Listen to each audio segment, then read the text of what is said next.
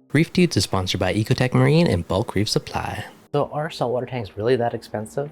Does it cost you a fortune to get into it? Today, we're going to dig into it.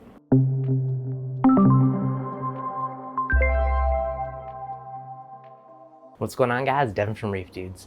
Now, I hear a lot of people say all the time that saltwater tanks are so expensive or it's unobtainable, not as affordable.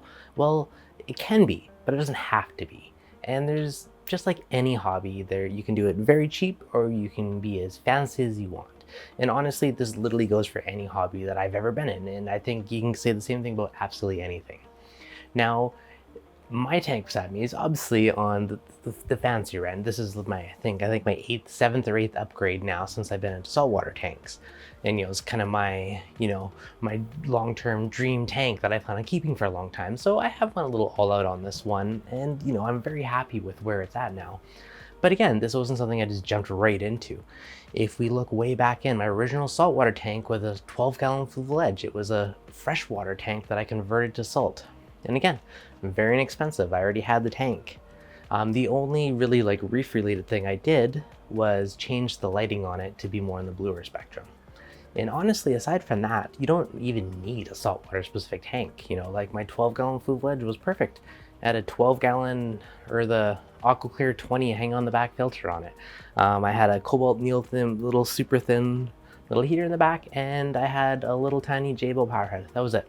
First tank, everything was happy, things worked well in it. And that's one of the things you got to consider about is keeping it simple. If you don't have to worry about skimmers and a lot of that other stuff, it's going to reduce your cost. It's going to make your tank nice and easy. Now, from there, I went down to the innovative marine one, and then I had a bigger innovative marine one, and then at another point I had a Red Sea 20-gallon all-in-one tank. So that's another consideration. You can have an all-in-one tank, or you can have a regular freshwater style tank, which is a glass box. And the only difference is a place to hide your gear. It's nice to have, but again, you don't need it. You could use any regular fish tank, especially if you're doing a smaller tank. If you want to get into this on a budget, nano tanks are absolutely the way to go. Get a half decent light and a power head, and that's really all you need. And a heater, obviously. If you live somewhere hot, you might have to look into cooling. But if your room temperature, it's just, you got a stable temperature all year round, you might just be able to use ambient heat and not even worry about a heater. So these are all things you got to consider. But one of the biggest things, I know back in the day, everyone always said, go as big as you can, bigger the better. And that is true to a point in the fact that it will add stability to your system being a large system. But also, the bigger you go, the more cost you have, the more you have to dose, more of everything else. So it's a really big thing. I know not everyone necessarily considers, that cost to going bigger. There's a lot of times I miss my 20-gallon nano. It was a super cool tank. It was so easy to maintain.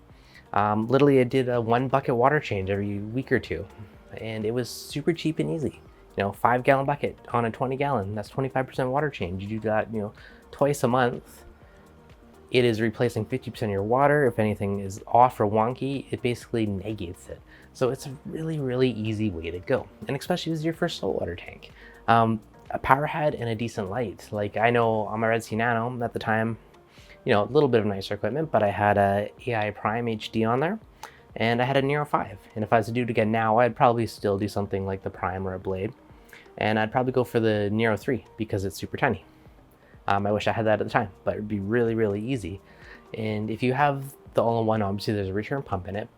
But if you don't have that, you could use a single power head. I personally wouldn't even bother with a skimmer on such a tiny tank because the water change is going to give you so much more. And that $200 you might spend on a skimmer, there's a couple 400 gallons worth of salt you can buy with 5-gallon water change. That's going to last you ages. So I really feel that you're way better off just doing that regular maintenance on that, especially if this is your first saltwater tank, because that water change is a big safety net. If there's any contaminants in the tank, it's going to remove it. If you're lacking elements, it's going to add it back in. So it really is the key to success.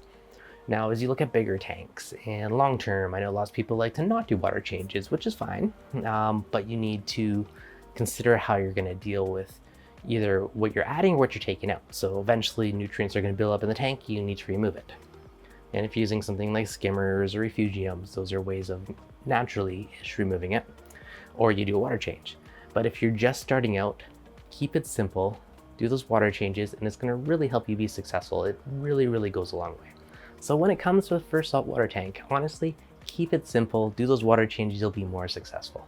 And over time, if you really get into it, you could obviously go crazy like I do, and it's a rabbit hole. You can sink as much money as you want to it. You can automate everything, but again, you don't have to, you don't need to. And if you're just starting out, keep it simple. Now, if you have a simple setup tank, or like an awesome little nano that you kept it pretty basic, let me know in the comments below. I'm really curious to hear about it.